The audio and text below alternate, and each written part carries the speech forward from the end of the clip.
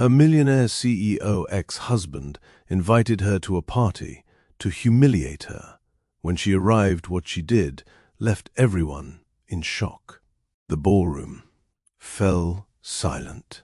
500 pairs of eyes turned toward me as I stepped out of the shadows, my voice cutting through Julian's polished speech like a blade through silk. She is right here. Julian's champagne glass froze halfway to his lips.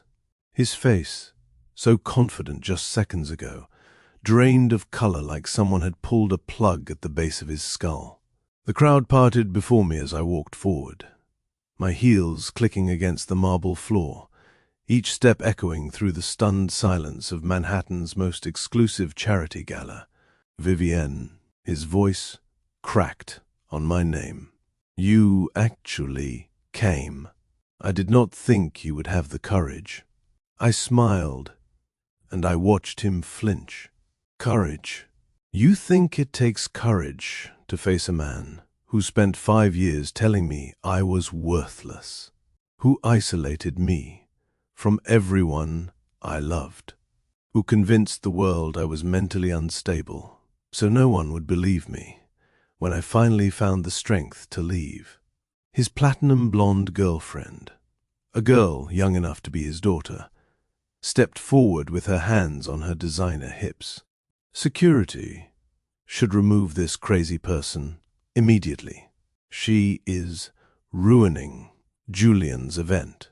I turned to look at her, really look at her, and something in my expression made her take a step backward. You must be Sloan. I have seen your photographs. You remind me of myself 10 years ago. Young, ambitious, certain that Julian Mercer was your ticket to everything you ever wanted. Let me save you some time. He is not.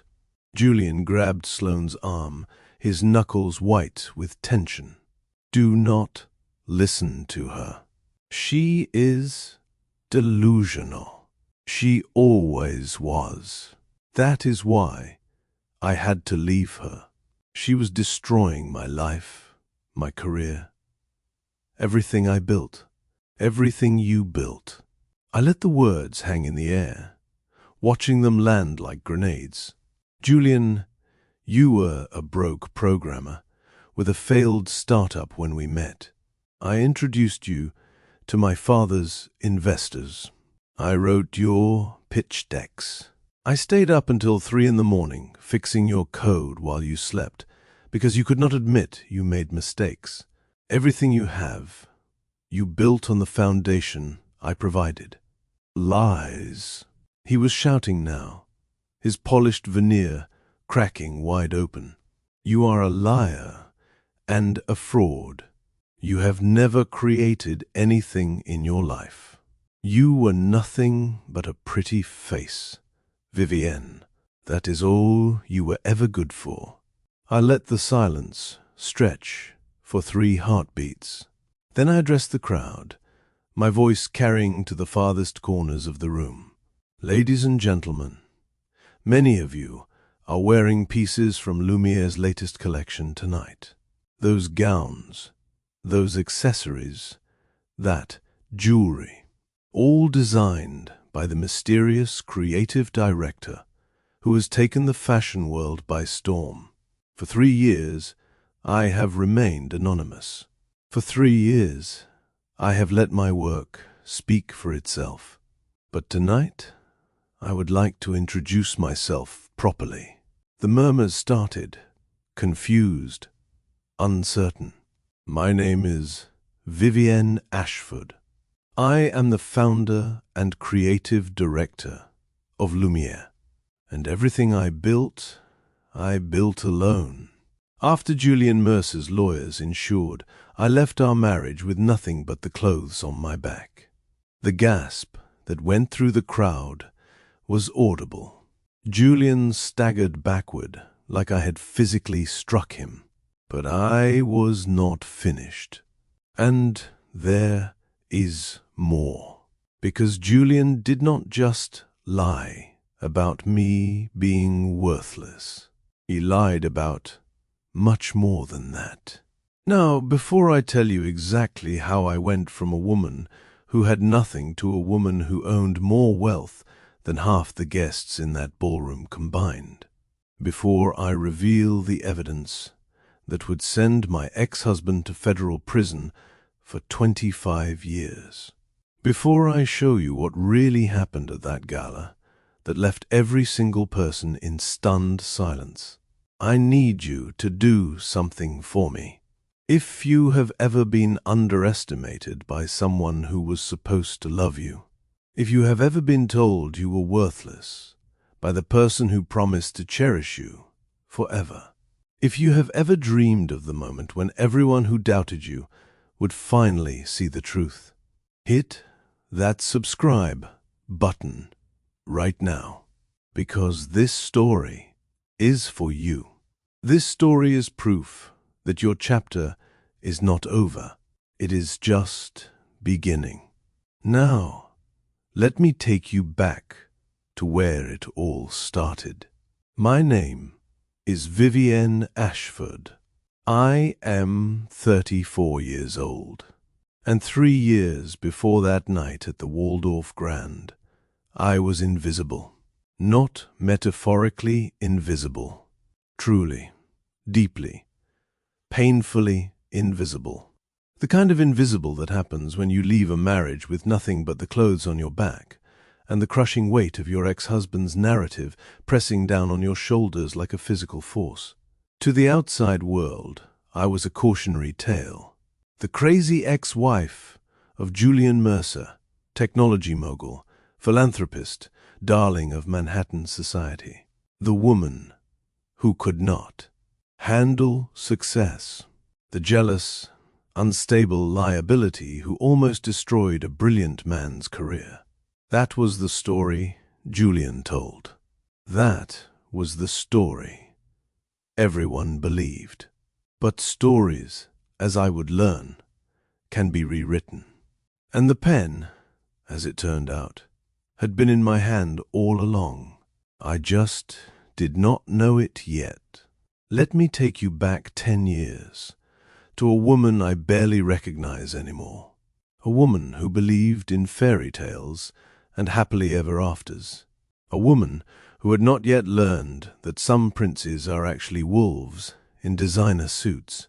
I was 24 years old, fresh out of art school, burning with dreams of becoming a fashion designer.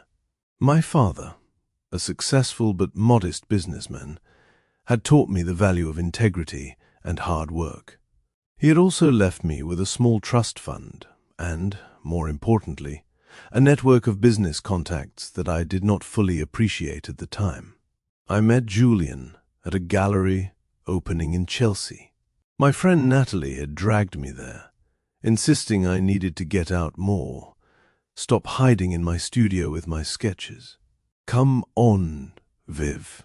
Natalie tugged at my arm. There will be interesting people, maybe even a cute guy or two. I laughed her off, but I went, and that decision changed the trajectory of my entire life. The gallery was packed with the kind of people I usually avoided. Trust fund babies and social climbers, everyone performing wealth and importance for each other. I was about to tell Natalie I wanted to leave when I saw him. Julian Mercer was standing alone near a massive abstract painting, looking slightly out of place in a way that made him seem more real than everyone else in the room. He was handsome, certainly. Dark hair, sharp jawline, the kind of presence that drew your eye and held it. But it was something else that caught my attention.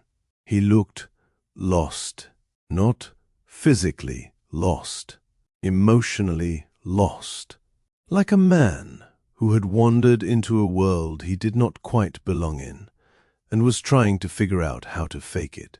I would later learn that this was one of Julian's greatest talents, making people feel like they were seeing the real him. making them feel special for being allowed past his defenses. It was a performance so polished that even he had forgotten it was an act. That painting is terrible. I startled at the voice beside me. Julian had crossed the room while I was lost in thought, and now he was standing close enough that I could smell his cologne. Something expensive, but not overwhelming. "Excuse me." He nodded toward the abstract piece. "Everyone is pretending to find meaning in it because the artist is famous and the price tag has 6 figures. But look at it. Really look. It is chaos pretending to be profound." I turned back to the painting, seeing it with fresh eyes. He was right. The more I looked, the more I saw brushstrokes designed to impress rather than express. Technique masquerading as soul. "You have a good eye," I said. He smiled, and something in my chest tightened. "I am Julian. Julian Mercer. Vivian Ashford.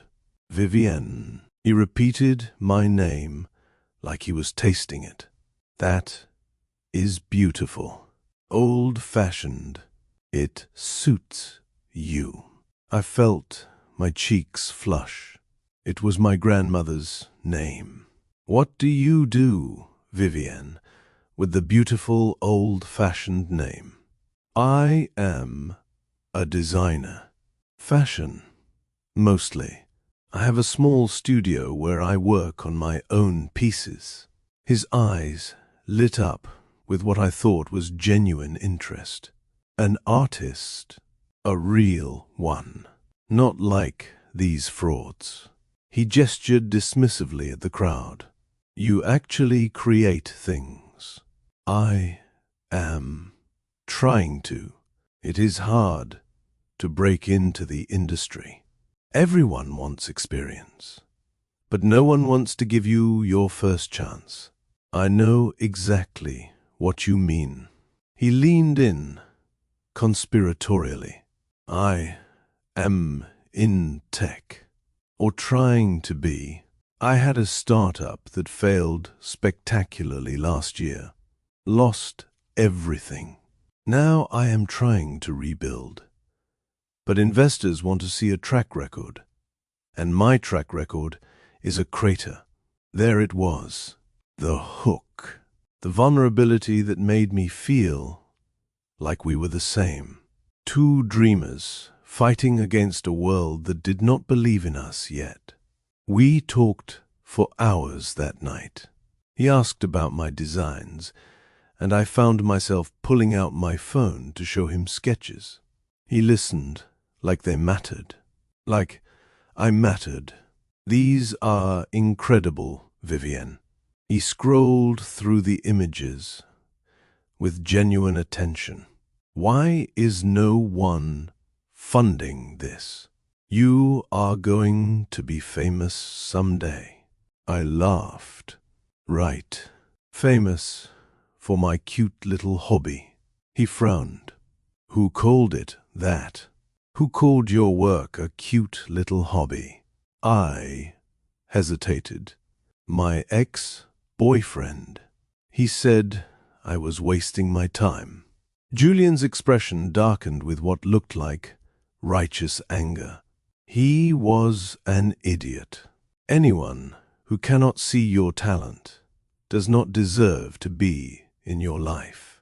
I should have noticed the red flag then. The way he immediately cast himself as the protector, the one who truly understood me, unlike all the fools who came before. But I was young and lonely and desperate to be seen, and Julian Mercer saw me, or at least he let me believe he did. The courtship that followed was a whirlwind. Flowers delivered to my studio. Long walks through Central Park. Dinners at restaurants I could never afford. Julian made me feel like the center of his universe. He was attentive, present, interested in every detail of my life in a way that felt intoxicating after years of feeling overlooked. "Tell me about your father," he said one night over wine. "He passed away 2 years ago. Heart attack. Completely unexpected." Julian reached across the table to take my hand. "I am so sorry. Were you close?" "Very. He was my biggest supporter. He always believed in my designs, even when no one else did." "What did he do for work?" "He was in investments. Started his own firm when he was young, built it into something respectable. Not huge, but solid. He had good relationships with a lot of investors. I did not think anything of the question at the time. It seemed natural, getting to know each other.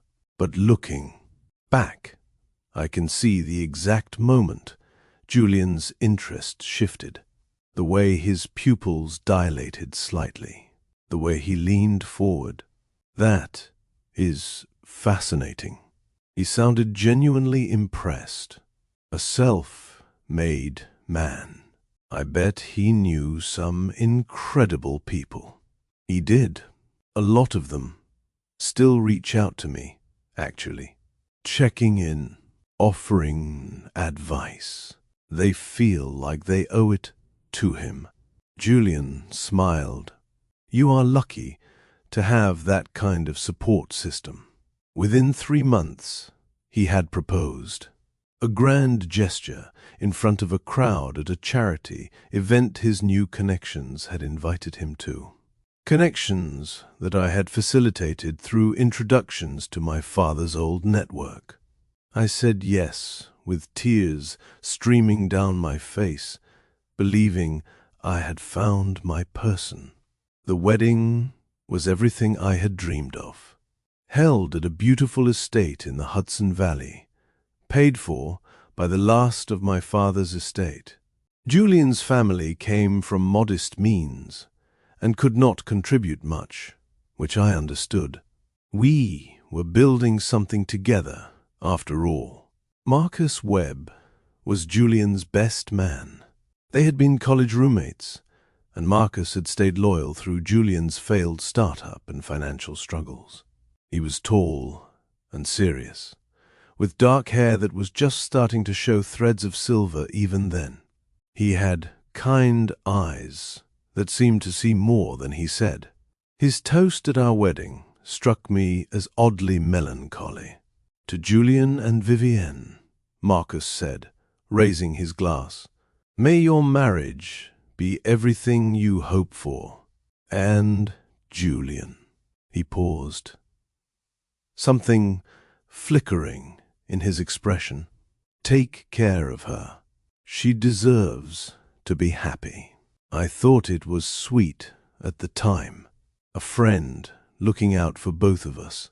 I did not realize until years later that Marcus had seen something that night. Something in the way Julian looked at me when he thought no one was watching. Something that made him afraid for me. But Marcus said nothing more, and I was too in love to ask questions. The honeymoon was in Bali, 2 weeks of what I thought was paradise. Until day 3. We were at breakfast when I mentioned my designs. I was thinking about our apartment. I could set up a small studio in the spare room. Start building my portfolio properly. Julian set down his coffee cup. "Vivienne, do you really think that is the best use of your time?"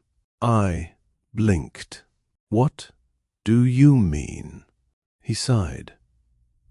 The sound of a patient man explaining something obvious. "You are a CEO's wife now, or you will be. When my company takes off, You do not need to work. But I want to work. I love designing. It is a hobby. His tone was gentle but firm, and that is fine. But you need to focus on what matters now. Supporting me, building our life. We are a team. Remember, he said it with such love, such certainty, that I believed him. We were a team, and teams make sacrifices. My sketches gathered dust in the spare room. Over the next year, Julian's company finally found its footing. With the introductions I had made to my father's old investors, he secured funding that had eluded him for years. His technology, an algorithm for predicting market fluctuations, was genuinely innovative. But the pitch decks that sold it were mine. The late nights, debugging code, when Julian was too proud to admit his mistakes, were mine. The dinner parties that charmed skeptical investors were mine. Julian received all the credit. He was brilliant at taking credit, a master of positioning himself at the center of every success while remaining invisible during every failure. I watched him do it so smoothly, so naturally, that I almost did not notice what was happening. Your husband is a genius, a venture capitalist told me at a party. That algorithm is going to change everything. I smiled and nodded. He certainly is. Julian appeared at my elbow, sliding his arm around my waist. What are we talking about?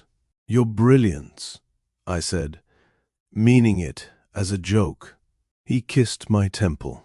What would I do without you? The comment should have been sweet, but even then, something in his tone felt off, like he was answering a different question, one that had nothing to do with love. By year 2, the mask had begun to slip. It started with small things, comments that could be interpreted as jokes if you chose not to look too closely. That dress is a little tight, do you not think? He would say it casually, in front of our guests, and everyone would laugh uncomfortably while I tugged at my hem. Vivian is not really a details person. This during a dinner party, when I tried to explain a complex investment strategy that I actually understood quite well. She is more about feelings. Right, honey. I found myself second-guessing everything. Was the dress too tight? Was I not good with details? Maybe Julian knew me better than I knew myself. The isolation happened so gradually I did not notice until it was complete. Old friends stopped calling because Julian found reasons to pick fights whenever they visited. My father's business contacts faded away because Julian handled all our finances now and did not see the need to maintain those relationships. You have me, Julian would say, whenever I expressed loneliness. Is that not enough? Do you need other people more than you need your husband? When he put it that way, I felt guilty for even asking. The financial control came next. Julian moved all our accounts into his name. For simplicity, he explained, so I do not have to bother you with the boring stuff. But the result was that I had to ask permission for every purchase, had to justify every coffee, every book, every small pleasure. If you need something, just ask me. His smile was patient, loving. I take care of you, do I not? Why do you need separate money? I could not articulate why it felt wrong. So I accepted it. The monitoring of my phone, my emails, my whereabouts, that came so slowly, I almost did not notice. Julian checking my messages. Julian needing to know where I was at all times. Julian getting upset if I took too long at the grocery store. "I just worry about you," he would say. "I love you so much. I cannot stand not knowing if you are safe." It sounded like love. It felt like a cage. But through all of it, there was one thing I kept hidden. One small act of rebellion that Julian never discovered. Late at night, when he was asleep, I would pull out a secret sketchbook I kept hidden in the back of my closet, and I would design dresses, gowns, accessories, entire collections that existed only in graphite and colored pencil. I poured everything I could not say into those pages. My fear, my loneliness, my fading sense of self. Those sketches were the only part of me Julian had not touched. The only evidence that Vivienne Ashford still existed somewhere beneath Mrs. Julian Mercer. I did not know it then, but those sketches would save my life. Year 3 brought Marcus back into our orbit. He had been traveling internationally, building his own career in finance, but now he was back in New York for an extended project. Julian invited him to dinner, eager to show off his success to his old college friend. I had not seen Marcus since the wedding. When he walked through our penthouse door, I was struck by how much older he looked. Not older in a bad way. Older in a way that suggested he had seen things, learned things, become more fully himself. His eyes found mine immediately, and I watched something flicker across his face. Concern. Recognition. "Vivienne."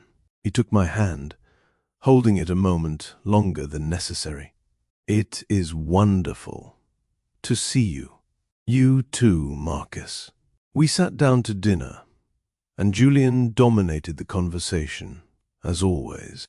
His company's latest valuation, his recent press coverage, his plans for expansion. Marcus listened politely, nodding in all the right places, but I caught him watching me when Julian was not looking. After dinner, while Julian took a phone call in his office, Marcus and I found ourselves alone on the balcony. "How are you really?" His voice was quiet, just for me. "I am fine." The words came automatically. "Great. Julian is doing so well." Marcus studied my face. "That is not what I asked." Something in his directness cracked my carefully maintained facade. I felt tears prick at my eyes and blinked them away furiously. "I am fine," I repeated, my voice less steady. Marcus was quiet for a long moment. Then he reached into his jacket and pulled out a business card. "If you ever need anything," he said carefully, "anything at all, call me, day or night." "I mean it, Vivienne." I took the card, not understanding why my hands were shaking. "That is very kind, but I do not know why I would need to." He looked at me with an expression I could not quite read. "Just keep it, please." I slipped the card into my pocket just as Julian returned from his call.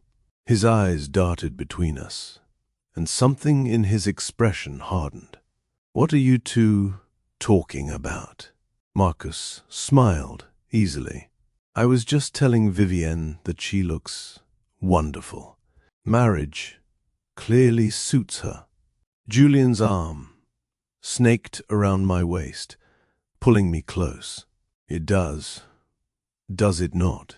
I am a lucky man. But later that night, after Marcus left, Julian's mood shifted. What were you really talking about? His voice was cold. Nothing, just small talk. Do not lie to me.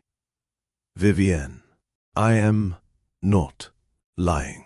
He gave me his business card, said to call if we ever needed anything. That is all. Julian held out his hand. Give it to me. What? The card. Give it to me. I handed it over, confused. Julian studied it for a moment, then ripped it into pieces and dropped them in the trash. You do not need his card. You have me. If you need something, you ask me. Understood. Julian, that is ridiculous. He is your friend. He stepped closer, his face inches from mine. I said, understood. The coldness in his eyes was something I had never seen before.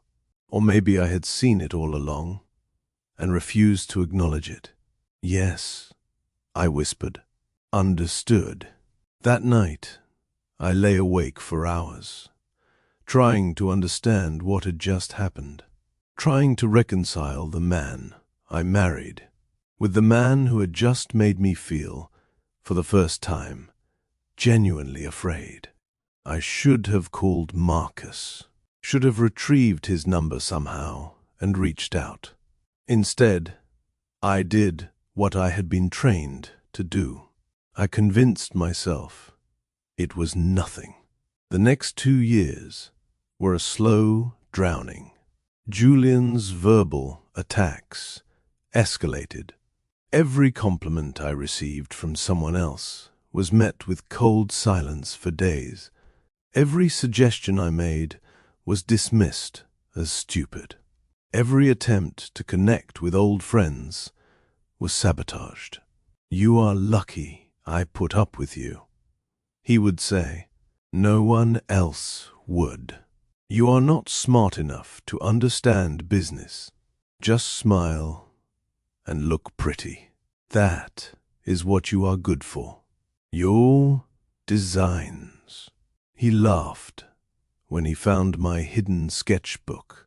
These are embarrassing. Please tell me you do not show these to anyone. He did not destroy the sketchbook. That would have been too obvious. Instead, he left it on my pillow, a silent message that there was nowhere I could hide from him. I stopped designing after that. The last piece of myself I had protected, he had found and crushed. By year 5, I was a ghost. I had lost 20 pounds because I was afraid to eat anything Julian might criticize. I had dark circles under my eyes from lying awake at night, heart racing, wondering what I had done wrong today. I had forgotten what it felt like to have an original thought that was not immediately followed by the question of whether Julian would approve. Then came the night that changed everything. A corporate dinner. Important investors. Julian at the head of the table, holding court as always. Someone asked me a question about market trends. I do not even remember what exactly, but for some reason, in that moment, I answered honestly. Drew on knowledge I had accumulated from years of helping Julian build his company.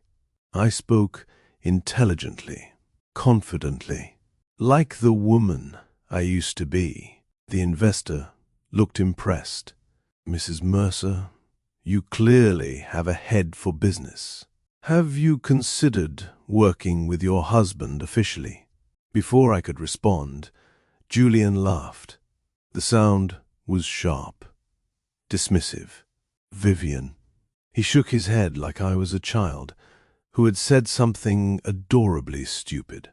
She is not really a details person, more about feelings. She would be lost in a boardroom. Right, honey. The table went quiet. The investor looked uncomfortable, and something inside me, something that had been dormant for 5 years, sparked to life. I excused myself, walked to the bathroom on trembling legs, locked myself in a stall, and I looked in the mirror. The woman staring back at me was a stranger.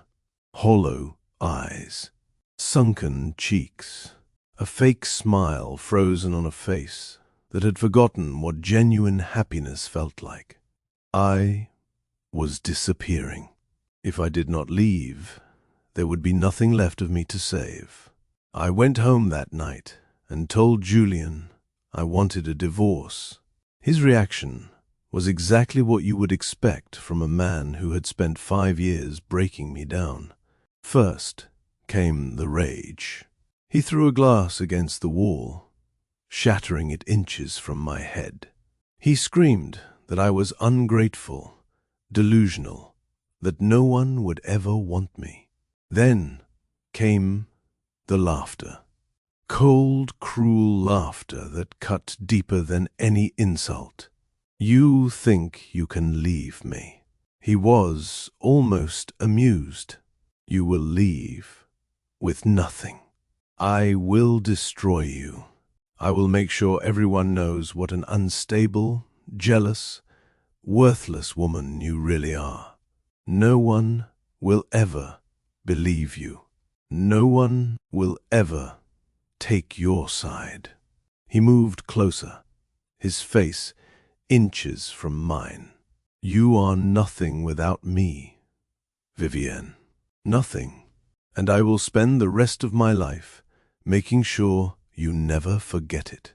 I should have been terrified. And I was. But somewhere beneath the fear, that spark of defiance was growing into a flame. Then I guess I will be nothing, I said quietly. But I will be nothing on my own terms. I turned and walked out of the penthouse. I never went back. The divorce proceedings were a war, and I was outgunned from the start. Julian hired the most ruthless lawyers money could buy, an entire team dedicated to one goal, leaving me with nothing while destroying my reputation in the process. They painted me as mentally unstable, presented cherry-picked text messages and emails, taken out of context as evidence of my jealousy and paranoia. They brought in witnesses who testified to my erratic behavior that, in reality, was the desperate confusion of a woman being gaslit for 5 years. The intellectual property case was the cruelest blow. Julian claimed sole ownership of the algorithm that had made him wealthy. The algorithm I had helped develop, debug, and pitch to investors. My lawyer, a kind but overworked woman I could barely afford, did her best. Mrs. Ashford clearly contributed to the development of this technology. The records show, but the records did not show enough. Julian had been careful. Every email about the algorithm came from his address. Every document was saved under his name. My contributions had been made in person, late at night, invisible to any paper trail. The judge ruled in Julian's favor on every count. I walked out of that courthouse with nothing. Not a cent of the company I had helped build. Not a shred of the reputation I had spent a decade cultivating. Just the clothes on my back and a future I could not imagine surviving. The paparazzi were waiting outside. Julian had tipped them off, of course. He wanted the world to see the moment of my destruction. The cameras captured everything. My wrinkled clothes, my tear-stained face, my complete and utter defeat. That photograph would follow me for years. Julian used it in his presentations, projected on screens at industry events, when he wanted to illustrate his rise above adversity.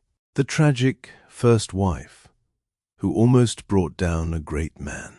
I was his cautionary tale, his proof that he had overcome obstacles, his lie made flesh. That night, I sat alone in a tiny sublet apartment in Brooklyn, a single room with a mattress on the floor and a window that looked out onto a brick wall. I had nothing, no money, no friends, because Julian had isolated me from everyone. No family, because my father was gone and my mother had passed when I was young. I had nothing but the knowledge that Julian's words were echoing in my head and would not stop. You are nothing without me. For one dark moment, I wondered if he was right, if everyone would be better off if I simply stopped existing. I do not share this lightly, but I need you to understand how close I came to letting him win. How close I came to proving every cruel thing he ever said about me. What stopped me was a box. When I had fled the penthouse that final night, I had grabbed only what I could carry. And somehow, in my panic, I had grabbed a box of old keepsakes from my father. I had not opened it in years. But that night, alone on that mattress, I pulled it from my single suitcase and lifted the lid. Inside was a letter my father had written me on my 18th birthday. I had read it so many times I knew it by heart. But that night, the words hit differently. My dearest Vivienne, you have a gift, not just for design, but for seeing beauty where others see nothing, for creating something from nothing. The world will try to convince you that you are small, that you need permission to be yourself. Do not believe it. You are everything you need. You always have been. Beneath the letter was my old sketchbook, not the one Julian had found and mocked, an earlier one, from before I met him, full of designs I had created when I still believed in myself. I sat there, turning pages, looking at the evidence of who I used to be, who I still was. Somewhere beneath the wreckage Julian had made of me, and I made a decision. I would not let him be right. If I had to rebuild from nothing, then I would rebuild. If I had to prove every single person who had written me off wrong, then I would prove them wrong. I did not know how. I did not have a plan. But I had something more important. I had rage. The next morning, I walked into a small tailor shop in the garment district and asked for a job. The owner, an elderly woman named Maria Chen, looked me up and down. Her eyes were sharp, assessing. She had been in the industry for 50 years and had seen every type of desperate person walk through her door. Can you sew? Her accent was thick, her tone no nonsense. I can learn. She snorted. Learning takes time. I need someone who can work. I pulled out my sketchbook, the old one, filled with designs from before Julian. I need a chance, just one chance. I will work harder than anyone you have ever hired. I will do whatever you need. I just need someone to give me a start." Maria flipped through the pages slowly. Her expression did not change, but when she looked up, something in her eyes had softened. "You have talent." She closed the book. Raw, undeveloped talent. But talent. Thank you. I did not say I would hire you. She held up a hand. I said, "You have talent. Whether I hire you depends on whether you can prove you are not just talented, but hungry. Come back tomorrow, 5 in the morning. We will see what you are made of." I was there at 4:30. The next year was the hardest of my life, and also the most rewarding. Maria worked me relentlessly. I learned to sew in ways I never had before. Not the delicate hobby sewing I had done in my studio, but industrial, commercial, efficient stitching that could withstand the demands of actual production. I learned about fabrics, about construction, about the 1,000 small decisions that separate amateur design from professional craft.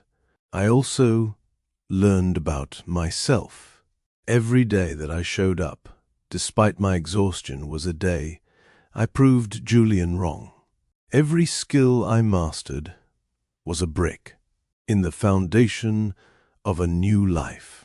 Every compliment Maria grudgingly offered was evidence that I was not worthless. "You work hard," Maria said one evening, as we closed up the shop. "I will give you that. I do not have a choice." She looked at me with those sharp, knowing eyes. "Everyone has a choice. You choose to fight. That is not nothing." I did not tell Maria my story. Not then. But I think she knew something was driving me beyond simple ambition. Something fierce and wounded and determined. After 1 year, Maria pulled me aside. "I have taught you everything I can," she said. "Now you need to decide. Do you want to keep working for someone else? Or do you want to build something of your own?" "I want to build." She nodded, unsurprised. "Then go build. But remember what I told you. The most beautiful pearls come from the most painful irritations." I did not understand what she meant then, but I would. With the small amount I had saved from my work with Maria, I rented a tiny workspace, a single room in a run-down building, barely big enough for a sewing machine and a cutting table. I worked 18-hour days, surviving on instant noodles and determination, creating piece after piece. My first original design sold to a small boutique in Soho for $200. I cried when I deposited the check. 3 months later, that boutique sold out of my pieces entirely. The owner called, breathless with excitement.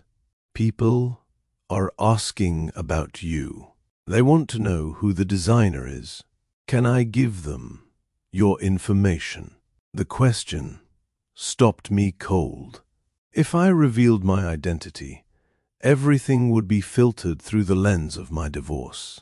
I would not be Vivienne Ashford, designer. I would be Julian Mercer's crazy ex-wife trying to prove something. Every review, every interview, every opportunity would come with the shadow of my failed marriage attached. But if I stayed anonymous, I could build something based purely on the work. Let the designs speak for themselves. Earn success on my own merits. not my tragedy. Just tell them the brand name, I said. Lumiere. They can find Lumiere. I chose that name deliberately. It means light in French, and I was finally, after years of darkness, beginning to see light again. Lumiere grew faster than I could have imagined. One boutique became 5. 5 became 50. Within 2 years, waiting lists formed for my pieces before they were even finished. I hired a team, always conducting interviews by phone, never meeting anyone in person. I gave interviews through audio only, claiming I preferred to let the work speak for itself. Fashion journalists loved the mystery, the anonymous genius behind the hottest brand in the industry. No one knew that the genius was a woman who had been told she was worthless. A woman who had crawled out of the wreckage of her marriage to build an empire in secret. A woman who read articles about her ex-husbands, humanitarian work and charity galas while knowing the truth that no one else could see. By year 3, Lumiere was valued at $500 million, and Julian Mercer still had no idea that I existed. He continued using my image, that paparazzi photograph of my lowest moment, in his presentations and interviews. He continued telling the world about his tragic first marriage to the unstable woman who could not handle success. He continued building his reputation on the ashes of mine. He had no idea that those ashes had become a phoenix. And then, on a Tuesday morning 3 years after my divorce, a gilded envelope slid under my apartment door. Now I need to pause here, because we are about to get to the moment that changes everything. The revelation that set the stage for the most satisfying revenge I could have imagined. But before I continue, I need to ask you something. Are you invested in this story? Do you want to see what happens when a woman who was told she was nothing proves she is everything? Then hit that like button right now. Let me know you are with me. And if you have not subscribed yet, do it now, because we are just getting to the good part. The invitation arrived on a Tuesday morning. I recognized Julian's handwriting immediately. That sharp, angular script that had once signed love letters, but had later scrawled its signature across divorce papers designed to leave me with nothing. The envelope was cream-colored, thick and expensive, the kind of stationery that screamed money and importance. I opened it with trembling fingers, though I willed them steady. Inside was an invitation to the Mercer Foundation annual charity gala. Guest of honor, Julian Mercer, CEO of Mercer Technologies. Theme, Renaissance, a celebration of rebirth and triumph. The irony was not lost on me. Julian was celebrating rebirth while still using the image of my destruction to prop up his narrative. But there was more. At the bottom of the invitation, handwritten in that familiar serpentine script, was a message meant only for me. I hope you will attend, Vivienne. I have told everyone about my tragic first marriage to the woman who could not handle success. They are all dying to see what became of you. Do not disappoint them. Or me. A photograph was tucked behind the invitation. It showed Julian on a stage receiving some humanitarian award, his arm wrapped around Sloane, his latest young girlfriend. Behind them, projected on an enormous screen, was my face. The paparazzi shot from 3 years ago. Me at my lowest, mascara streaked, clothes wrinkled, looking every inch the broken woman he had convinced everyone I was. He was still using me. still crafting his narrative of triumph over the unstable wife who could not appreciate his brilliance, still building his pedestal on the rubble of my reputation. My first instinct was to tear the invitation into pieces, to forget Julian Mercer existed and focus on the empire I had built without him. But something stopped me. For 3 years, I had stayed hidden. For 3 years, I had watched from the shadows while Julian took credit for destroying me, while he told the world I was nothing, incapable, worthless, while he used my image as a prop for his success story. And I had said nothing, done nothing. Let him control the narrative while I rebuilt in silence. What if I stopped being silent? I looked at the invitation again. Renaissance, rebirth, and triumph. Julian was throwing a party to celebrate himself, to gather Manhattan's elite and remind them all how he had overcome the tragedy of his first marriage to a troubled woman. What if that troubled woman showed up? What if she walked into his kingdom and burned it down? The thought was intoxicating, terrifying, impossible. But I had done impossible things before. I had survived a marriage designed to destroy me. I had built a $500 million company from nothing. I had transformed from a ghost into a force. Maybe it was time for the world to see what I had become. I called my lawyer that afternoon. His name was Thomas Reed, and he had handled all of Lumiere's legal matters from the beginning without ever meeting me in person. Thomas, I need you to prepare something for me. Of course. What do you need? A complete file on Julian Mercer. Everything.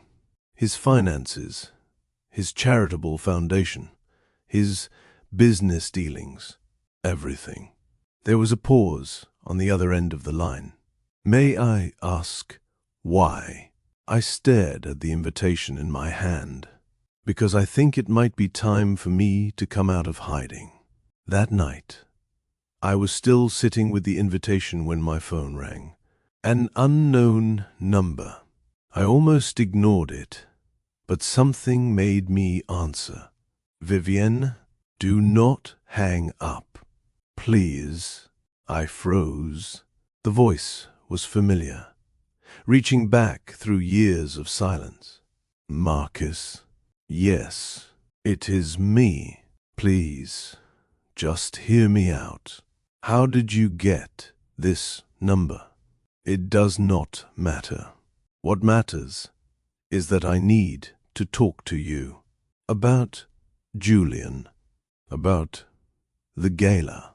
My hand tightened on the phone. You work for him. I know you have been his CFO for the past 2 years. Why would I trust anything you have to say? Because that is exactly why you should trust me. Marcus's voice was urgent. I took that job for a reason, Vivienne. I have been gathering evidence. Julian is not just a bad husband. He is a criminal. The world tilted slightly. What are you talking about? The Mercer Foundation. It is not a charity. It is a front for money laundering. Julian has been funneling millions through shell companies, fake humanitarian projects, offshore accounts. Everything he has built is dirty, and I have proof. Why? The question came out raw. Why would you do this? There was a long pause. Then Marcus spoke, his voice heavy with old guilt. Because I failed you. When you were married to him, I saw what was happening. I tried to warn you in small ways. But I was not brave enough to be direct. I was afraid of what Julian would do if I interfered. I was a coward, Vivienne, and I have spent every day since your divorce trying to find a way to make it right. I leaned against my kitchen counter, my legs suddenly unsteady. You have been working for him for 2 years, living with that secret, waiting for the right moment, waiting until I had enough evidence to take him down completely, and waiting for you, for me, for you to be ready. I have been watching your company, you know, Lumiere. It took me a while to figure out it was you, but when I did, I knew you had become strong enough to face him again. How did you figure it out? Marcus laughed softly. I remembered your old sketches, the ones you showed me at your wedding.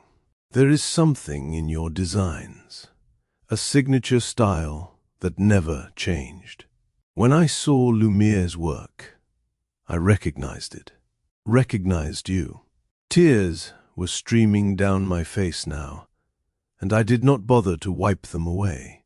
What do you want me to do? The gala. Julian invited you to humiliate you one last time. But what if we use it as a stage instead? For his downfall. It as a stage instead. For his downfall. Go on. I have coordinated with the FBI. They have been investigating the Mercer Foundation for 6 months. The gala will be the perfect moment to expose everything. Every guest will be a witness to his crimes. And you, Marcus's voice softened, you can reveal who you really are.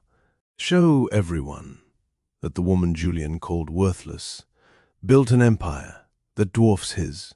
I thought about it, the risk, the potential for everything to go wrong, and the potential, finally, for justice. I will do it, I said. Tell me the plan. Over the next 2 weeks, Marcus and I met in secret. Each time, he brought more evidence, bank statements, wire transfers, fake invoices from non-existent charitable projects, a paper trail that led directly to Julian's offshore accounts. But the most devastating evidence came last. There is something else, Marcus said during our final meeting. Something that goes beyond the financial crimes. What? He slid a document across the table. A DNA test. Julian has a child, a 3-year-old boy named Oliver. The mother was a woman he was having an affair with 4 years ago, while you were still married. She passed away from cancer last year. And do you know what Julian did with his own son?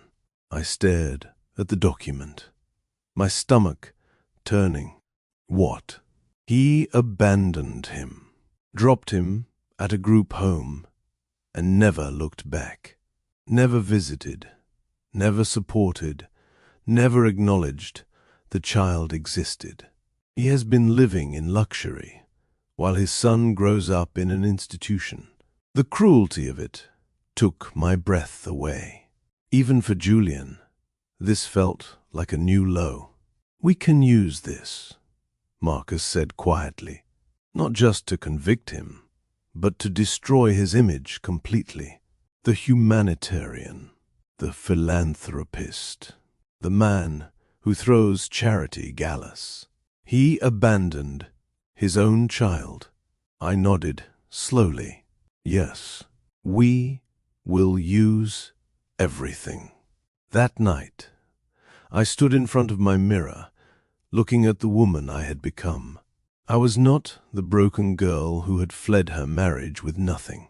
I was not the ghost who had hidden in shadows while her ex-husband controlled the narrative. I was Vivian Ashford, founder of Lumiere, builder of empires, survivor of storms. And I was ready to face Julian Mercer one last time. I pulled out my sewing machine and began work on the dress I would wear to his gala. A Lumiere original, midnight blue silk, silver embroidery in patterns that told my story. A dress designed for war. The night before the gala, I could not sleep. I stood at my apartment window, watching the city lights flicker, thinking about everything that had led to this moment. The fairy tale beginning, the nightmare marriage, the rock bottom that became my foundation, the phoenix rise that no one knew about. Tomorrow, everyone would know. My phone buzzed with a text from Marcus. Whatever happens tomorrow, I want you to know something. I have admired you for 15 years. Through your marriage, through your divorce, through your resurrection. Watching you rise from this has only made that admiration stronger. You have got this. We have got this. I smiled, despite my nerves. See you on the battlefield, I typed back. Then I set my alarm, turned off the lights, and prepared for the last night of my invisible life. Tomorrow, the world would meet the real Vivian Ashford, and Julian Mercer would finally understand the cost of underestimating a woman with nothing left to lose. The morning of the gala dawned grey and heavy, the kind of October sky that promises rain but holds it back, building pressure until something has to break. I spent the morning in quiet preparation. A long bath, a simple breakfast I could barely taste, meditation that did little to calm the storm in my chest. By afternoon, I began the transformation. I took my time with my hair, letting it fall in natural waves instead of forcing it into the rigid styles Julian had always preferred. I applied makeup with a light hand, enhancing rather than masking, becoming more myself instead of less. And then I put on the dress. The midnight blue silk cascaded over my body like water, catching the light and releasing it in soft ripples. The silver embroidery traced patterns across the bodice, abstract designs that told a story only I could read. Each stitch represented something. My pain, my survival, my resurrection. I looked in the mirror and saw a stranger, not the broken woman from the paparazzi photograph, not the invisible ghost who had hidden for 3 years. Someone new, someone powerful, someone ready. My phone buzzed. A message from Marcus. The FBI is in position. Everything is ready on our end. Are you ready? I typed back with steady fingers. I have been ready for 3 years. The car arrived at 6. A sleek black sedan that would blend in with the parade of luxury vehicles descending on the Waldorf Grand. I slid into the back seat, clutching a small silver evening bag that contained everything I needed. My phone with the evidence loaded. A small flash drive as backup. And Marcus's business card, the one Julian had torn up years ago, which I had somehow saved the pieces of and taped back together. I do not know why I kept it. Maybe some part of me always knew I would need it. The drive to Manhattan felt both endless and far too short. I watched the city lights blur past the window, my heart keeping time with the rhythm of the tires on pavement. This was it. After 3 years of building in silence, I was about to step into the light. The Waldorf Grand rose before me like a palace from another era. Its Art Deco facade blazed with golden light, every window glowing, every entrance flanked by towering arrangements of white roses and cascading greenery. A red carpet stretched from the curb to the revolving doors, lined with photographers and journalists hungry for glimpses of Manhattan's elite. I watched from across the street for a moment, taking it all in, the parade of guests emerging from limousines and town cars, the flash of cameras, the murmur of voices and laughter carrying on the evening air. Somewhere inside that building, Julian Mercer was preparing to celebrate himself, preparing to toast his success while my image hung projected on screens, a trophy of his triumph over the crazy ex-wife who could not handle his brilliance. He had no idea what was coming. I crossed the street and joined the flow of guests moving toward the entrance. No one looked at me twice. In the sea of designer gowns and borrowed jewelry, I was just another face, just another wealthy guest attending another charity gala. The anonymity was both liberating and strange. For years, this invisibility had been my protection. Tonight, it would be my weapon. I passed through the golden doors and into a world of impossible opulence. The lobby of the Waldorf Grand had been transformed into a Renaissance fantasy. Crystal chandeliers scattered light across marble floors polished to mirror sheen. Towering columns, wrapped in gold leaf, rose towards ceilings painted with scenes of rebirth and triumph. The air smelled of expensive perfume and fresh flowers, and the particular musk of concentrated wealth. Everywhere I looked, I saw familiar faces. Investors I had introduced to Julian during our marriage. Society wives who had pretended to be my friends, while whispering about my instability behind my back. Business executives who had complimented my hosting, while believing every lie Julian told about me. None of them recognized me. 3 years had changed me in ways I had not fully appreciated. The gaunt desperation was gone, replaced by the healthy glow of a woman who had learned to nourish herself. My hair fell in natural waves instead of the rigid blowouts Julian had preferred. I carried myself differently now, with the quiet confidence of someone who had built something real. I was a stranger to them, and that was exactly what I wanted.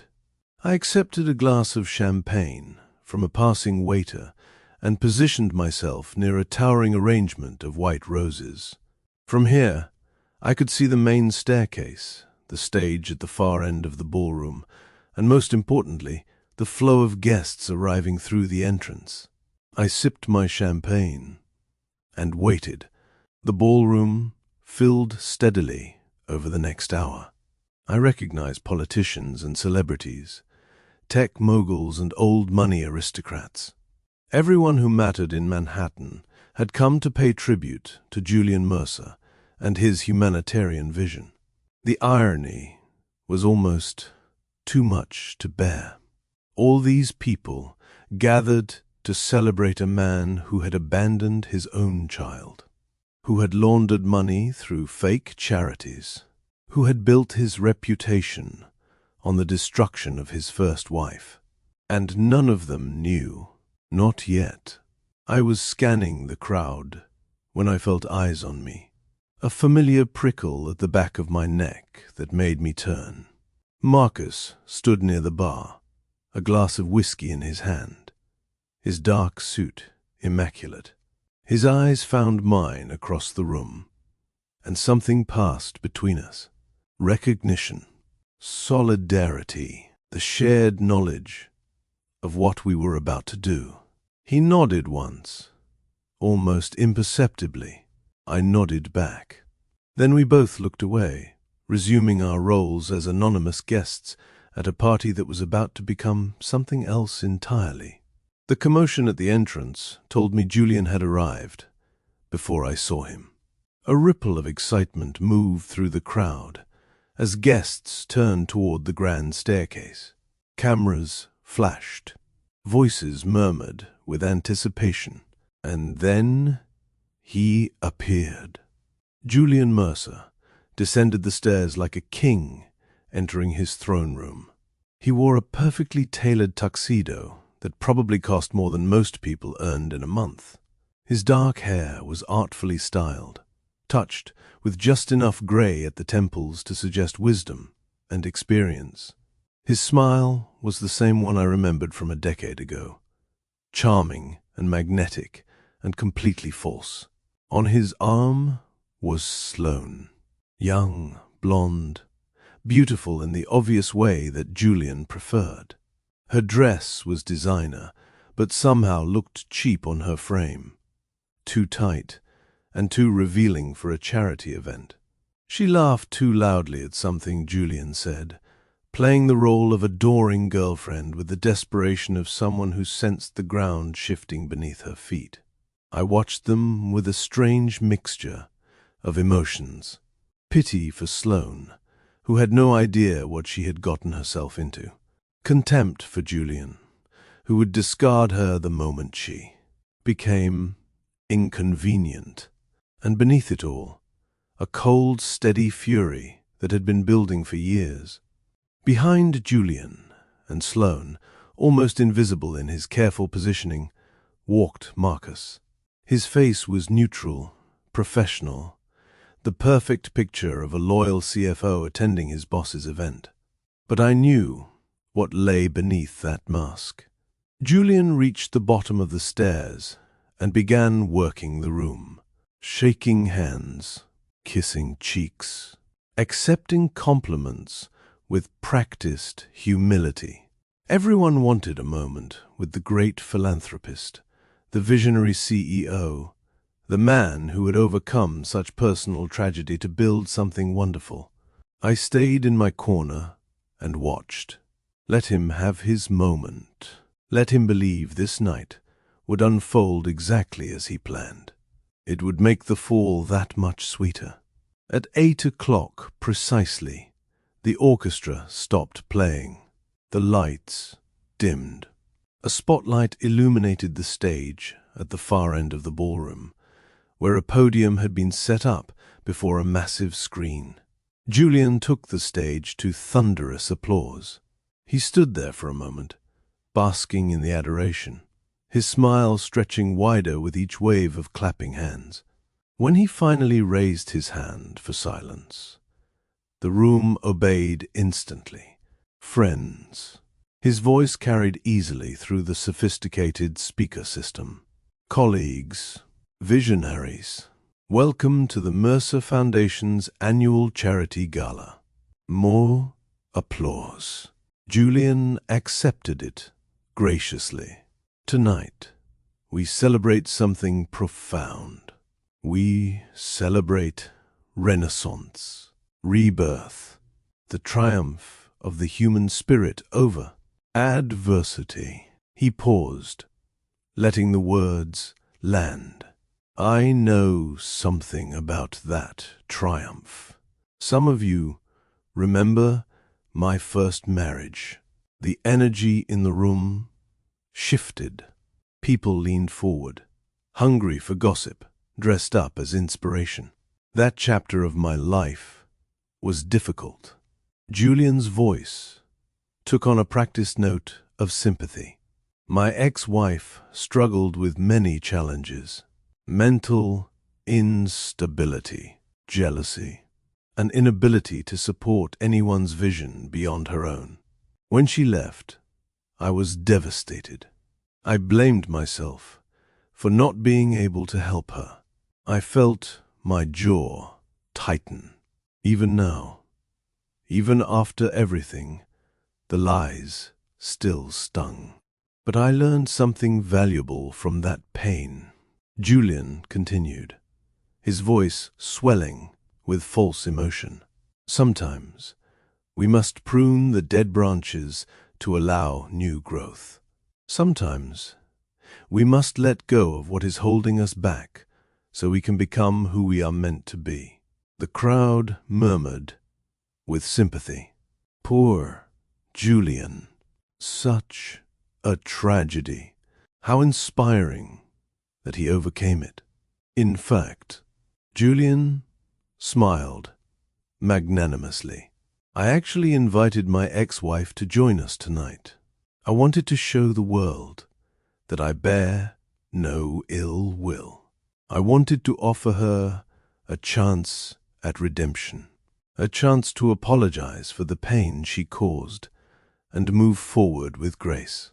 He shaded his eyes, looking out over the crowd with theatrical concern. But it seems even simple social obligations are beyond her capabilities. Julian shook his head, sadly. She did not even have the courage to. She is right here. My voice cut through the ballroom like a blade. The orchestra fell silent. 500 pairs of eyes swiveled toward me. Julian's face, so confident a moment ago, froze in an expression of pure shock. I set down my champagne glass and stepped forward. The crowd parted before me like the Red Sea, creating a clear path from my position to the stage. My heels clicked against the marble floor, each step echoing through the stunned silence. Blood was dripping from my palm. I had gripped my champagne glass so tightly during Julian's speech that it had shattered in my hand. I did not care. I barely felt the pain.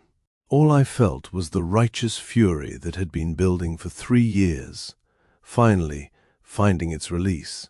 I reached the base of the stage and looked up at the man I had once loved, the man who had nearly destroyed me, the man who had no idea what I had become. Vivienne. His voice cracked on my name. You actually came. I did not think you would have the courage. I climbed the steps to the stage, coming to stand beside him. This close, I could see the vein pulsing in his temple, the sweat beginning to bead at his hairline, the fear flickering behind his practiced smile. Courage. I let the word hang in the air between us. You think it takes courage to face a man who spent 5 years telling me I was worthless, who isolated me from everyone I loved, who convinced the world I was mentally unstable so no one would believe me when I finally found the strength to leave. Sloane pushed her way to the front of the crowd, her face twisted with outrage. Security should remove this crazy person immediately. She is ruining Julian's event. I turned to look at her, really look at her, and something in my expression made her take a step backward. You must be Sloane. My voice was calm, almost gentle. I have seen your photographs. You remind me of myself 10 years ago, young, ambitious, certain that Julian Mercer was your ticket to everything you ever wanted. Let me save you some time. He is not. Sloane sputtered, but could not find words. Julian stepped forward, attempting to regain control. Do not listen to her. She is delusional. She always was. That is why I had to leave her. She was destroying my life, my career, everything I built, everything you built. The words came out flat and cold. I turned to face Julian directly, and I saw him flinch. Julian, you a broke programmer with a failed startup when we met. I introduced you to my father's investors. I wrote your pitch decks. I stayed up until 3 in the morning, fixing your code while you slept, because you were too proud to admit you had made mistakes. Every dinner party that charmed your skeptical backers was my work. Every strategy that grew your company was my idea. Everything you have, everything you are, you built on the foundation I provided. The crowd was completely silent now. I could feel the shift in energy, the uncertainty replacing the sympathetic murmurs of earlier. Lies. Julian's voice rose, desperation creeping in. You are a liar and a fraud. You have never created anything in your life. You were nothing but a pretty face, Vivienne. That is all you were ever good for. And even that faded. I smiled. It was not a kind smile. I was hoping you would say something like that. I turned to address the crowd, my voice carrying to the farthest corners of the ballroom. Ladies and gentlemen, many of you are wearing pieces from Lumiere's latest collection tonight. Those gowns, those accessories, that jewelry, all designed by the mysterious creative director who has taken the fashion world by storm. Murmurs of agreement rippled through the crowd. I spotted at least a dozen women touching their Lumiere pieces with expressions of pride and curiosity. For 3 years, the founder of Lumiere has remained anonymous. For 3 years, I have conducted every interview by audio only. Let every article focus on the work rather than the person behind it. I wanted my designs to speak for themselves, without the shadow of my past coloring their reception. I paused, letting the tension build. Tonight, I would like to introduce myself properly. The silence was absolute. My name is Vivienne Ashford. I am the founder and creative director of Lumiere. My company is currently valued at $500 million, and everything I built, everything I created, I did alone. After Julian Mercer's lawyers ensured, I left our marriage with nothing but the clothes on my back. The gasp that went through the crowd was audible. I watched Julian's face cycle through shock, disbelief, and finally, naked fear. He told you I was worthless. I continued, my voice steady. He told you I could not create anything. He told you I was mentally unstable, jealous, incapable. He has been using my image, a photograph taken on the worst day of my life, to illustrate his triumph over adversity for 3 years.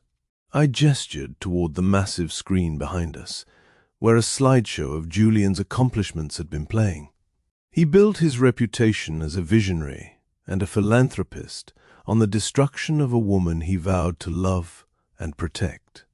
And tonight, in front of all of you, I am taking that reputation back.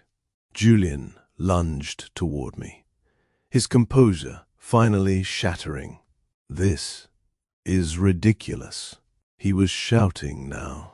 So you started a fashion company. That does not change what you were during our marriage. That does not prove anything. Actually, a calm voice cut through Julian's hysteria. There is more. Marcus stepped forward from the crowd, a thick folder in his hands. His expression was ice cold as he climbed the stairs to join us on stage. Julian's eyes widened. Marcus, what the hell are you doing? What I should have done years ago. Marcus turned to face the crowd. My name is Marcus Webb. For the past 2 years, I have served as the Chief Financial Officer of Mercer Technologies. But I did not take that position out of loyalty to Julian Mercer. I took it to gather evidence of his crimes. A murmur of shock ran through the ballroom. Julian went pale. Marcus, whatever she has told you, it is not true.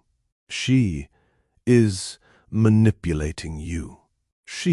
Marcus raised a hand, silencing him. During the Mercers' divorce, Julian's legal team claimed that all intellectual property related to the company's core algorithm belonged solely to him. They argued that Vivienne contributed nothing to the technology that made him wealthy. Based on that claim, she was denied any share of the company's value. He opened the folder and held up a sheaf of documents. These are the original development files for that algorithm. Emails, code repositories, design documents. They clearly show Vivienne Ashford's contributions to the technology, contributions that Julian deliberately hid during discovery proceedings. Marcus turned to look at Julian, disgust evident in his expression. You committed perjury. You committed fraud. You stole from your own wife, and then used the legal system to ensure she could not fight back. Julian was shaking his head, backing away. This is a setup. This is a conspiracy. These documents are fabricated. I will have you arrested for. But Marcus was not finished. The intellectual property theft is only the beginning, he said. The real crimes go much deeper. He pulled another set of documents from the folder. The Mercer Foundation, the charity you all came here tonight to support. It is not a charity at all. It is a vehicle for money laundering. The crowd erupted in gasps and murmurs. Every dollar donated to the Mercer Foundation is funneled through a network of shell companies to offshore accounts, controlled by Julian Mercer. The humanitarian projects he claims to fund do not exist.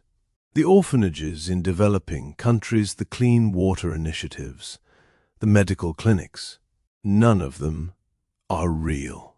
They are paper facades designed to justify the movement of money.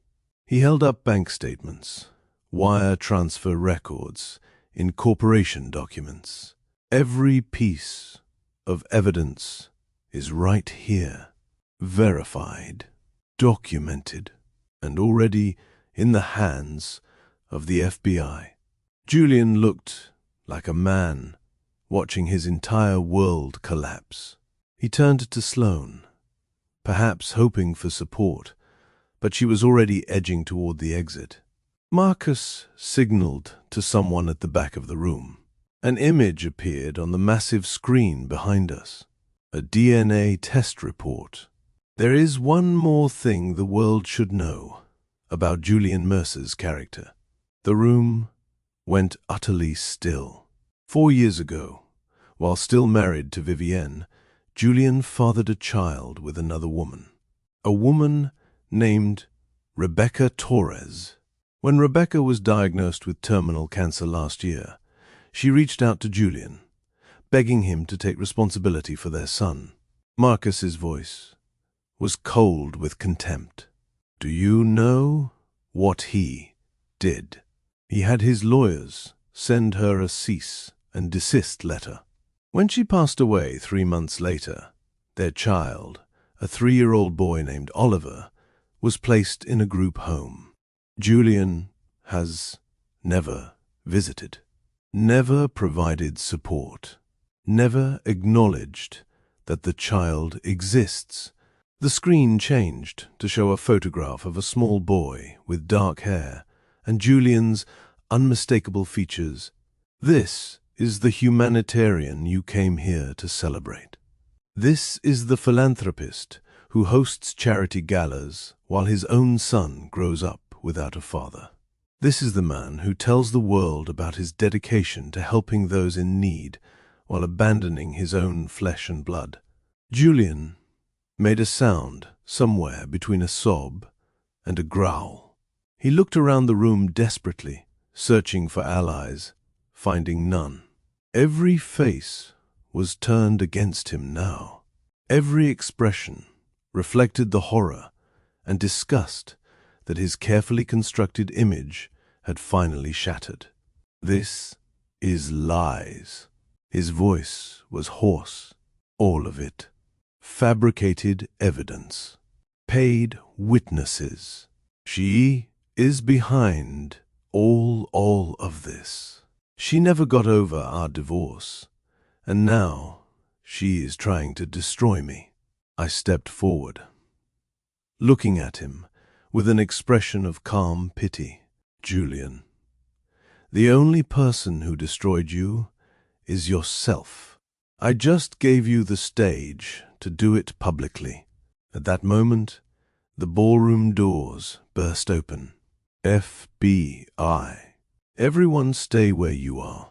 Federal agents in dark jackets streamed through the crowd, converging on the stage with practiced efficiency. The guests parted before them, shock and fear on their faces as the gravity of what was happening became clear. Julian tried to run. He actually tried to push past the agents and flee through the service entrance, but they were faster. 2 agents seized him, one on each arm, forcing him to his knees on the stage where he had been celebrating himself just minutes before. Julian Mercer, you are under arrest for wire fraud, money laundering, tax evasion, and perjury. You have the right to remain silent. Anything you say can and will be used against you in a court of law. The handcuffs clicked around his wrists. The sound was small, metallic, final. Julian looked up at me, his face a mask of desperation and hatred. You did this. His voice cracked. You ruined everything. I will never forgive you for this. I will. I crouched down, so we were at eye level. You ruined yourself, Julian. I just made sure everyone could see it. The agents hauled him to his feet and began leading him through the stunned crowd toward the exit. Photographers who had come to capture a glamorous charity gala were now documenting the arrest of one of Manhattan's most celebrated CEOs. I watched him go, waiting to feel something. Triumph, satisfaction, vindication. But all I felt was tired and, strangely, unexpectedly free. The applause started slowly, a single pair of hands clapping near the back of the room, then another, until the entire ballroom was filled with thunderous applause. I stood on that stage, covered in my own blood from the champagne glass, wearing a dress I had designed myself, and I let the sound wash over me. Not applause for Julian Mercer. Applause for the truth, for justice, for a woman who had refused to stay broken. Marcus appeared at my side, his hand warm on my elbow. You need to get that looked at. He nodded toward my bleeding palm. I glanced down at the cuts, seeing them properly for the first time. Later, there is still work to do. But Marcus was already wrapping his handkerchief around my hand, his touch gentle despite the chaos surrounding us. You were incredible up there, he said quietly. Your father would have been so proud. The tears came then. I had held them back through the confrontation, through the revelations, through Julian's arrest. But Marcus's simple words broke something open in me. He would not have wanted this.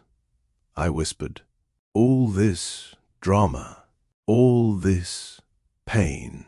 Marcus shook his head. He would have wanted you to fight for yourself. He would have wanted you to stand up and tell the truth. He would have wanted exactly what you did tonight. I looked at this man who had been waiting in the wings for years, gathering evidence, watching over me from a distance, never asking for anything in return. Why did you do all this, Marcus? Really? He met my eyes, and I saw something there I had been too broken to recognize before. Something that had been waiting, patient and steady, for a very long time, because some people are worth waiting for, he said simply. And because I made a promise to myself a long time ago, that if I ever got the chance to help you, I would take it. Before I could respond, a commotion near the exit drew our attention. Sloane was trying to slip out through a service door when two agents intercepted her. Even from across the room, I could hear her protests. I did not know anything. He never told me about the money. I am a victim, too. The agents were having none of it. They escorted her firmly toward the main entrance, where a second set of vehicles was waiting. I should feel sorry for her, I said, watching the scene unfold. But you do not. I thought about it. No, I do not. She made her choices. She knew what kind of man Julian was, and she chose to benefit from it anyway. Some lessons have to be learned the hard way. The next hour was a blur of statements and interviews. The FBI agents took my preliminary account of events, promising a more detailed deposition in the coming days. Journalists swarmed the hotel entrance, desperate for quotes from anyone willing to talk. The guests who remained seemed torn between horror at what they had witnessed and excitement at being part of such a dramatic story.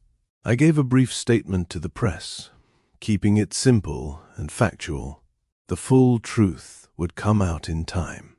Tonight, I just needed the world to know that the narrative had changed. By midnight, the ballroom was empty. The orchestra had packed up. The catering staff had cleared the champagne glasses and canopies. Only the flowers remained, wilting slightly in the warm air, bearing witness to everything that had transpired.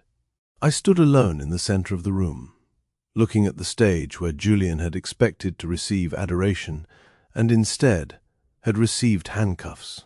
It was over. 3 years of hiding, 5 years of marriage that had nearly destroyed me, a lifetime of believing I was not enough. All of it, finally, over. Marcus found me there, 2 cups of coffee in his hands. I thought you might need this. I took the cup gratefully, wrapping my bandaged hand around its warmth. What happens now? I asked. Now, Marcus said, settling into a chair beside me, Julian faces federal charges. The evidence is overwhelming. He will probably try to cut a deal. But with this much publicity, the prosecutors will want to make an example of him. And the company, the board, will have to restructure. There will be investigations, audits, probably a significant drop in stock value. But the underlying technology is still sound. With proper management, it could recover. I nodded slowly. And Oliver, Julian's son. Marcus's expression softened. I have already contacted child services. With Julian's arrest, his parental rights can be terminated. The boy can be placed with a proper family, maybe even adopted by someone who will actually love him. Will you make sure of it? I asked. Make sure he ends up Somewhere good. Marcus met my eyes. I promise. We sat in comfortable silence for a while, sipping our coffee, letting the events of the evening settle into something we could comprehend. I do not know what comes next for me, I admitted. I spent so long building Lumiere in secret, hiding from everything connected to my old life. Now that everyone knows who I am, I do not know who I want to be. Marcus considered this. Maybe that is the point, he said finally. You spent 5 years being who Julian wanted you to be. Then you spent 3 years being invisible. Maybe now you get to figure out who Vivienne Ashford actually is when she is not hiding or performing or surviving. I looked at him, this man who had seen me at my worst and still believed in me. That sounds terrifying, I said. He smiled. The best things usually are. The trial, when it finally came, was everything the prosecutors had hoped for. 6 months of legal proceedings laid bare the full extent of Julian's crimes: the money laundering, the charity fraud, the intellectual property theft, the perjury during our divorce. Witness after witness took the stand to describe the elaborate web of lies and manipulation Julian had constructed. I testified for 3 days. It was brutal, reliving the worst years of my life in front of cameras and courtrooms and the endless hungry eyes of the public.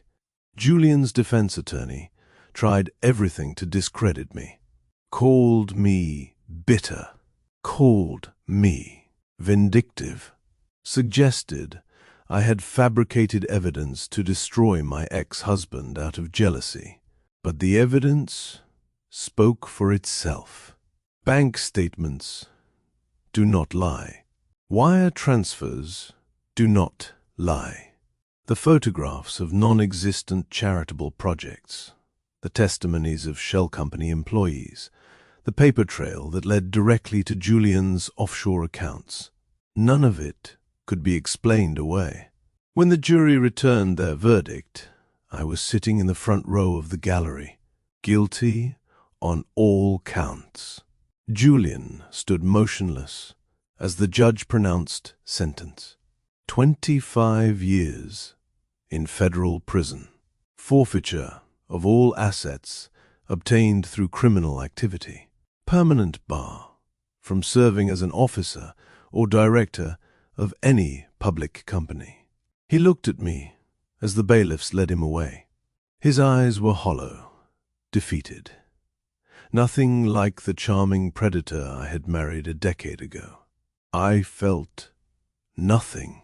No triumph, no satisfaction, not even relief.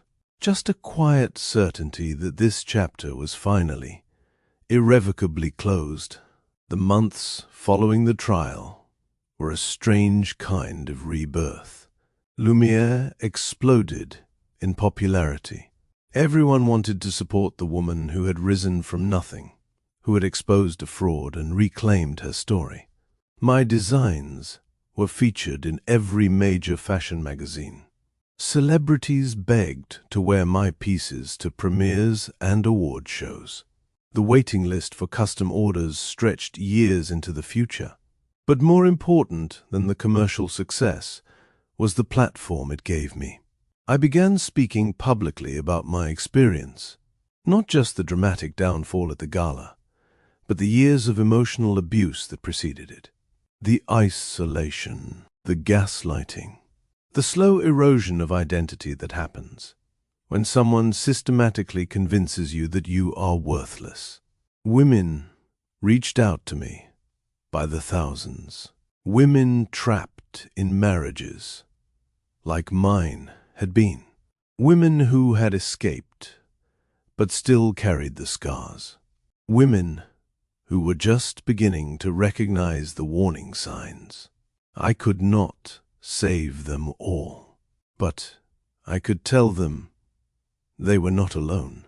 The foundation I created, really created, not like Julian's paper facade, focused on providing resources for survivors of emotional abuse, counseling, legal aid, financial assistance for those trying to rebuild their lives. I named it the Ashford Foundation, after my father, the man who had taught me that integrity mattered, that creating something real was worth more than performing something false. And through all of it, Marcus was there, not pushing, not demanding, just present, steady and patient and unfailingly kind. Our relationship developed slowly, carefully, like a flower growing in soil that had been poisoned but was slowly becoming healthy again. We had dinners where we actually talked, instead of me performing the role of the perfect wife while hiding my true thoughts. We took walks through Central Park where I could be silent if I wanted to be silent, without worrying that my quiet would be used against me later. He never once made me feel like I owed him anything, never suggested that his years of secret work to gather evidence entitled him to my affection. He simply showed up, day after day, being exactly who he was. One evening, about a year after the trial, we were having dinner at a small Italian restaurant in the village. Nothing fancy, just good food and candlelight, and the easy comfort of two people who had learned to trust each other. "I need to tell you something," Marcus said, setting down his wine glass. My heart stuttered. In my experience, those words usually preceded something terrible. "What is it?" He reached across the table and took my hand. "I have loved you for 15 years, Vivian. Since we were at that wedding, and I watched you dance with Julian, and I knew, even then, that something was wrong. I told myself it was not my place to interfere, that you had made your choice, and I had to respect it." His thumb traced circles on my palm. "I was wrong. I should have said something. I should have been braver. I will regret my silence for the rest of my life." "Marcus, let me finish." He squeezed my hand. "I am not telling you this because I expect anything from you. I am telling you because I spent too many years being afraid to speak the truth. I am done being afraid." He met my eyes, his expression open and vulnerable in a way I had never seen before. "I love you, Vivian Ashford. I do not have a grand gesture or a perfect speech. I just have this. 15 years of watching you. 15 years of believing in you. 15 years of waiting for the moment when I could stand beside you without ulterior motive or hidden agenda." Tears were streaming down my face. Not tears of pain this time. Something else entirely. "You waited," I said. "All those years. You waited. I would have waited forever, if that is what you needed."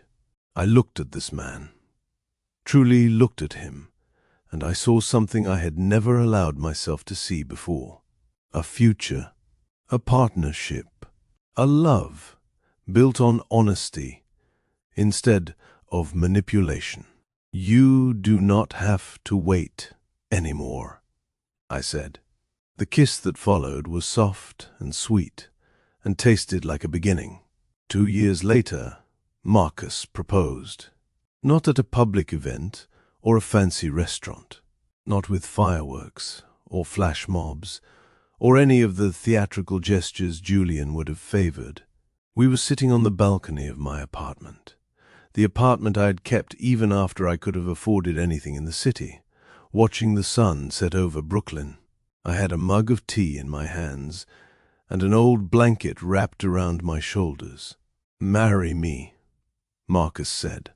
No preamble, no practiced speech, just 2 words that meant everything.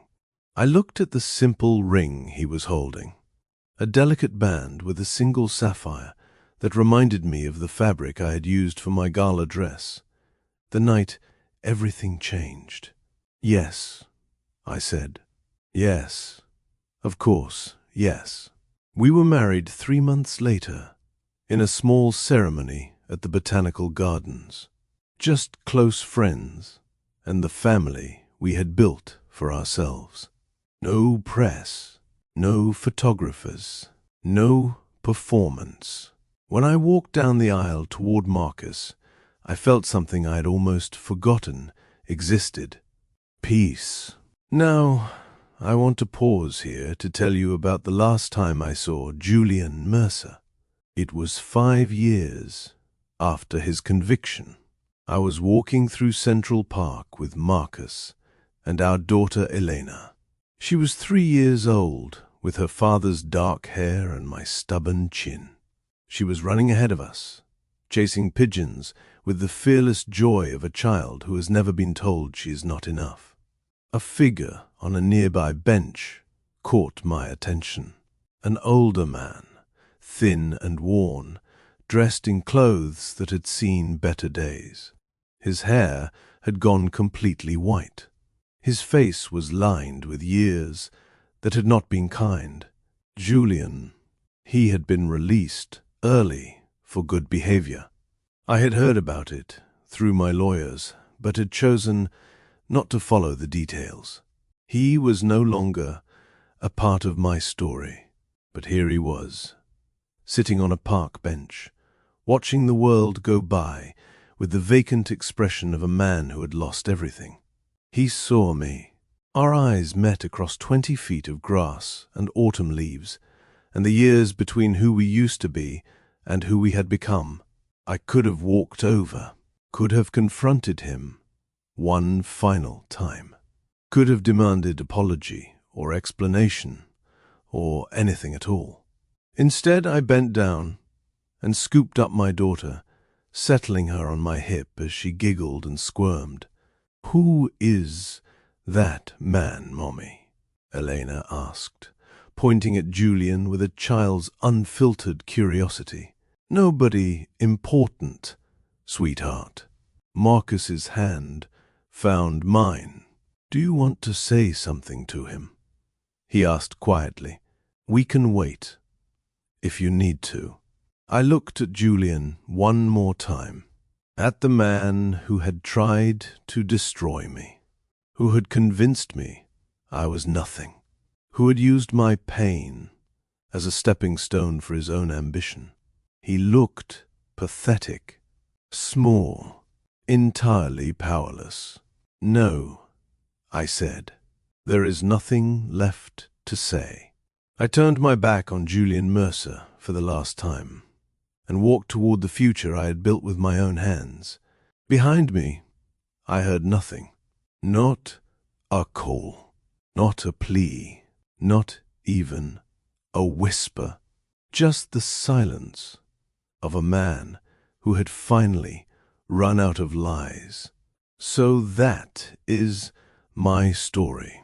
The story of how I went from being Julian Mercer's worthless ex-wife to the woman I was always meant to be. I started with nothing, a broken heart, a shattered sense of self, a world that believed every lie my ex-husband told about me. And I ended with everything. A company worth more than I ever dreamed possible. A foundation helping thousands of women rebuild their lives. A marriage built on honesty and respect.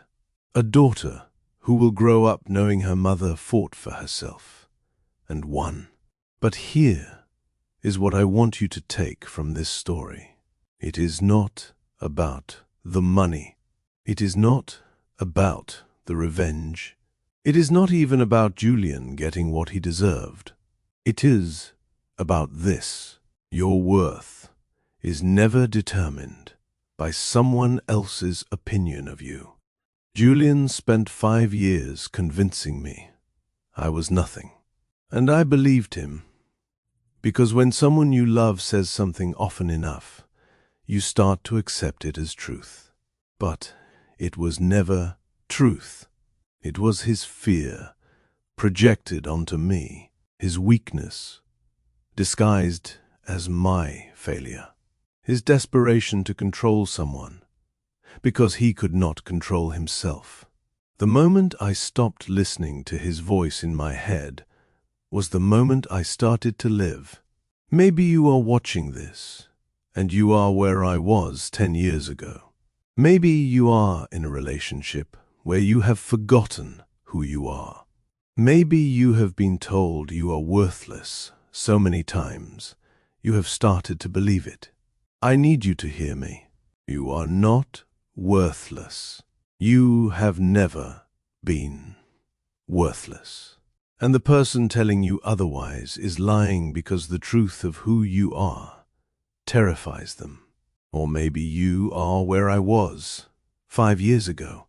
Rock bottom. Nothing left. No idea how you are going to survive, let alone thrive.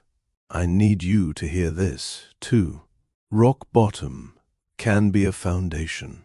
The end of one chapter is not the end of your story. Everything you need to rebuild is already inside you. You just have to be brave enough to find it. And maybe, just maybe, you are where I am now, on the other side of the storm, looking back at everything you survived, and wondering how you made it through. I need you to hear this most of all. You made it through because you are stronger than you know. Because the human spirit is not meant to be broken, only bent. Because every single thing that tried to destroy you became fuel for the fire that forged you into who you are. The best revenge is not destroying your enemies. The best revenge is building a life so full of light that their darkness cannot touch you. And that is exactly what I did. I am Vivienne Ashford. I am a designer, a mother, a wife, a survivor, and my story is proof that yours is not over yet. Now, I want to hear from you. Drop a comment right now telling me what part of this story hit you the hardest. Was it the moment I revealed myself as Lumiere's founder in front of everyone who had believed Julian's lies? Was it the evidence that exposed his crimes and sent him to prison?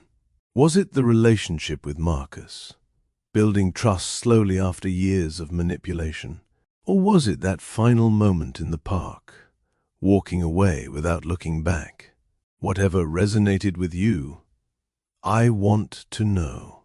And if this story moved you, if it inspired you, if it reminded you of your own strength, hit that like button and share it with someone who needs to hear it today.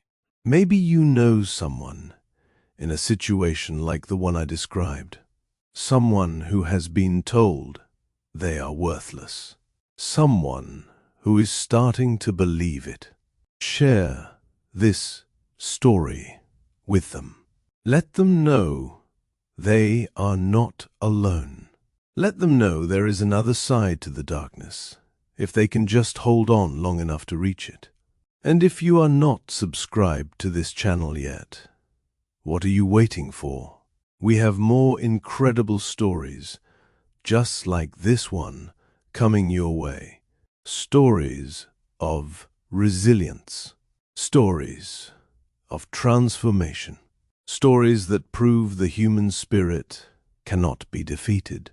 Hit that subscribe button right now and turn on notifications so you never miss an upload. Until next time, this is Mr. Shawn from Millionaire Love Stories, reminding you that your chapter is not over. It is just beginning. Stay strong, stay hopeful, and I will see you in the next one.